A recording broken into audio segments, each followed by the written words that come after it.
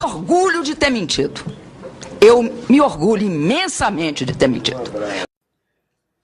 Eu, particularmente, participei e tenho a honra de ter participado do processo de resistência à ditadura, para ver esse país livre da censura, da opressão e da interdição da liberdade de expressão.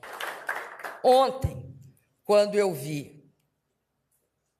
como ocorreu na sexta-feira, centenas de milhares de cidadãs e cidadãos se manifestando pelas ruas de várias cidades brasileiras, não pude deixar de pensar, e tenho certeza que muitos aqui concordam comigo.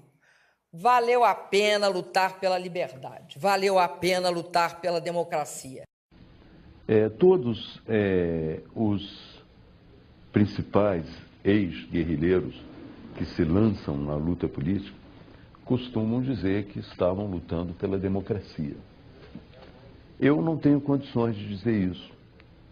Eu estava lutando contra uma ditadura militar, mas se você examinar o programa político que nos movia naquele momento, era voltado para uma ditadura do proletariado. Então você não pode voltar atrás, corrigir o seu passado e dizer, olha, naquele momento eu estava lutando pela democracia. Havia muita gente lutando pela democracia no Brasil, mas não especificamente os grupos armados que tinham como programa esse processo de chegada a uma ditadura do proletariado. É a primeira grande visão do passado, né? É um primeiro ponto de separação do passado. Não, a luta armada naquele período não estava visando a democracia, pelo menos no seu programa. Né? Aí já um movimento não mais estudantil, um movimento social de tomada do poder, é isso que nós queríamos, e transformação daquilo em socialismo, e que nós não éramos exatamente contra a ditadura, nós éramos contra a ditadura militar burguesa, mas nós éramos a favor da ditadura do proletariado. Isso ninguém diz, mas tem que dizer, faz parte da nossa história. Aquela casa era do offset. O Gabeira tinha entrado na organização há pouco tempo, há uns 6 ou 7 meses. Ele era responsável pelo jornal Resistência, que era um jornal que nós tínhamos que era muito bonzinho. Pelo menos a gente queria fazer jornal, entendeu? Não era só luta armada. E ali tinha offset. E também tinha a Kombi verde, que nós usamos no sequestro, que foi a maior bandeira para o vizinho reconhecer a casa, né? Foi a Kombi verde. De um outro jornalista. Na hora H ele pegou o revólver do Ruivo, desse menino, né, que estava com ele, saiu com o revólver dele, pulou do 8º andar para a sacada do 7º para despistar a polícia que subia pela escada, cortou a polícia, né, foi também polícia civil, cortou a polícia, desceu, chegou no hall, matou 2, né, antes de morrer. Tenho muito orgulho também de ser companheiro da Dilma por esse tempo todo. Nós identificávamos muito sempre, até hoje nos identificamos muito. Muito importante, gratificante, nós temos vivido muitos anos juntos. Formamos uma organização nacional chamada Vanguarda Armada Revolucionária Palmares. Nós praticávamos ações de expropriação, que nós chamávamos dos bancos. Nós íamos buscar dinheiro nos bancos, nós queríamos ter dinheiro para comprar armas. Fizemos ações em quartéis também, alguns quartéis, para pegar armas. Fazíamos ações também de caráter, vamos dizer assim, mais social. Como pegava um caminhão de carne, por exemplo, lá na Baixada Fluminense. Quando eu entrei na Faculdade de Medicina, lá em João Pessoa, na Paraíba, por uma porta, em 1968, pela outra porta eu entrei no Partido Comunista Brasileiro Revolucionário, que era uma dissidência revolucionária, como diz o seu próprio nome, né, do Partido Comunista Brasileiro. Não, nós éramos pela ditadura. Do proletariado. Do proletariado. Nós éramos contra a ditadura militar, mas éramos a favor da ditadura do proletariado. Isso aí é preciso dizer a verdade toda, né? E às vezes eu ouço meias verdades, né? Como a ditadura militar nos oprimiu barbaramente, né, de forma violenta, muitas vezes as pessoas pensam, né, que não existiam no campo da esquerda coisa igual e até pior.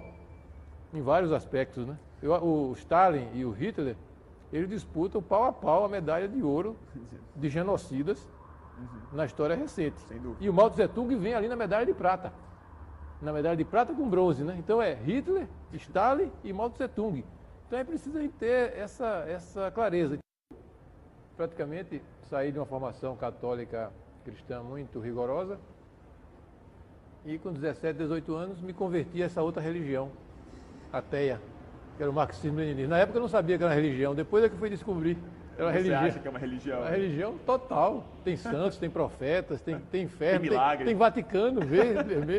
Depois, com o tempo, é que eu fui descobrindo que eu tinha saído de uma religião e entrado noutra, né? Mas isso já é história, né? Então eu vim, todo esse período da luta armada de resistência à ditadura. Você pegou em armas contra a ditadura? Sim, vamos dizer assim.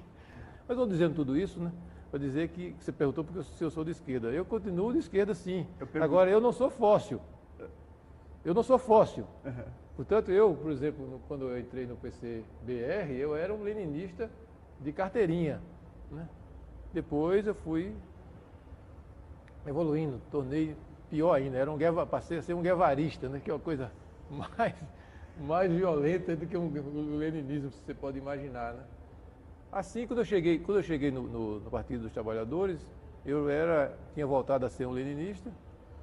Depois, dentro do Partido dos Trabalhadores, eu fui me contaminando com vírus anarquistas, muito poderosos, né? Então, mas... e fui evoluindo nessa formação eclética de um pequeno burguês como eu, né? Que gosto de ler, gosto de estudar, eu não tenho culpa de gostar de ler e de estudar, e fui evoluindo dentro do PT, que foi uma experiência maravilhosa para mim.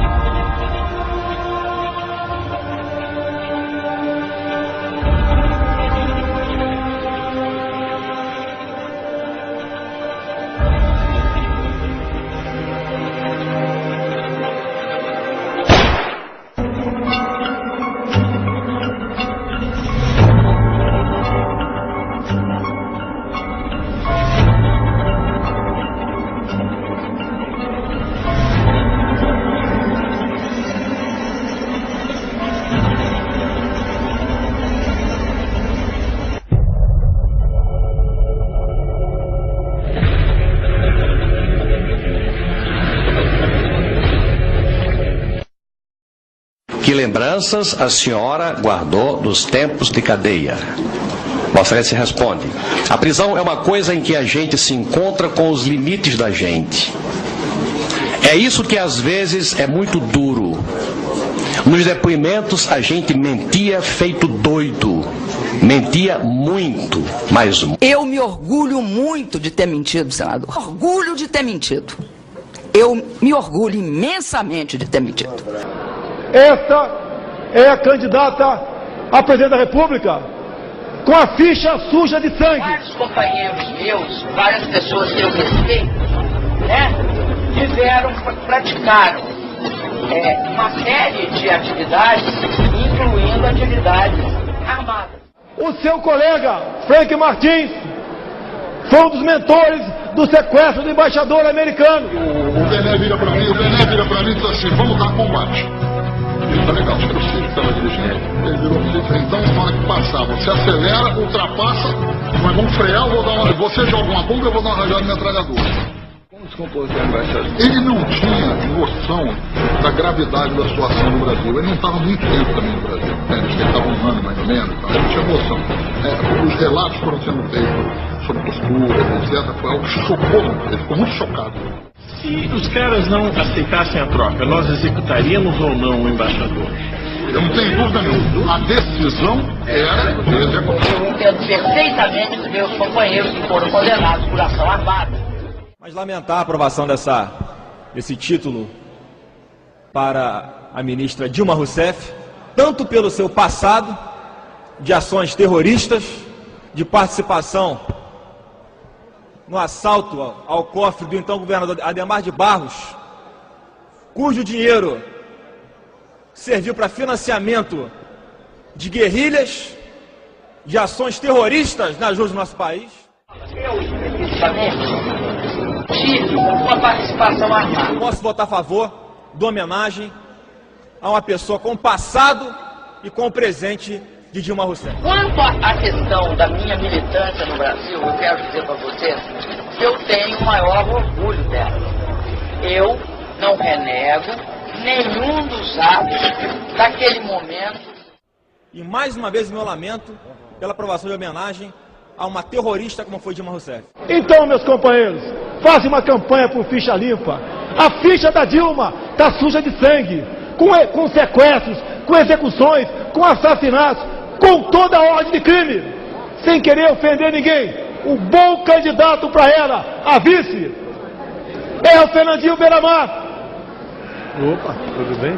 Inclusive, quando ela esteve no programa do Sr. Gimenez, fazendo um omelete, para concluir, eu quero dizer que a especialidade dela de omelete é coquetel molotov.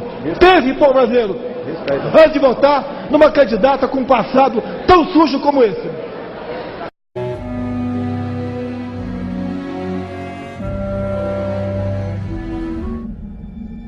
Alzira, Edmundo, Francisco, José, Cidelino, Orlando, Nilson, Samuel, Edward, Major Alemão, assassinado por engano em 1968 numa emboscada para matar o militar que prendeu Che Guevara. Essas são apenas algumas das centenas de pessoas que morreram em decorrência da ação armada de grupos terroristas que pretendiam promover uma revolução socialista no Brasil nos moldes do regime implantado em Cuba. Esses grupos eram formados por pessoas que hoje fazem parte da política nacional. Entre eles, Dilma Vana Rousseff, integrante das organizações guerrilheiras Polop, Colina e VAR Palmares. Julho de 1968, Major Edward é assassinado com 10 tiros pelo Comando de Libertação Nacional após ser confundido com o captor de Che Guevara. Julho de 1968, Dilma Rousseff era uma das líderes mais ativas do Comando de Libertação Nacional. No início de abril de 1972, o presidente Médici enviou à região do Araguaia equipes especializadas em inteligência que, da busca do conhecimento sobre a atividade clandestina, logo efetuaram as primeiras prisões, entre elas a de José Genuíno, primeiro guerrilheiro preso no Araguaia. Logo após, o exército sofreu as suas primeiras baixas, ao ter um grupamento emboscado por elementos liderados por Oswaldo Orlando da Costa, conhecido por Oswaldão. Isso fez com que o exército passasse a empregar tropas convencionais que cercaram toda a região do Araguaia. Com a derrota cada vez mais próxima e com o total abandono logístico do PCdoB, ao qual os guerrilheiros foram relegados, sem armas, comida e remédios, vários militantes da guerrilha, encurralados, quiseram se entregar, mas foram mortos pelos próprios companheiros em atos de justiçamento. Após a morte de Oswaldão e o desmantelamento do comando militar da guerrilha, o cerco do exército se fechou sobre os rebeldes e vários guerrilheiros foram presos. Assim terminava o sonho da esquerda brasileira de transformar o Brasil em uma ditadura comunista. Mas a esquerda brasileira não desistiria de conquistar o poder e retornaria mais tarde com uma tática mais eficiente que a luta armada: o marxismo cultural.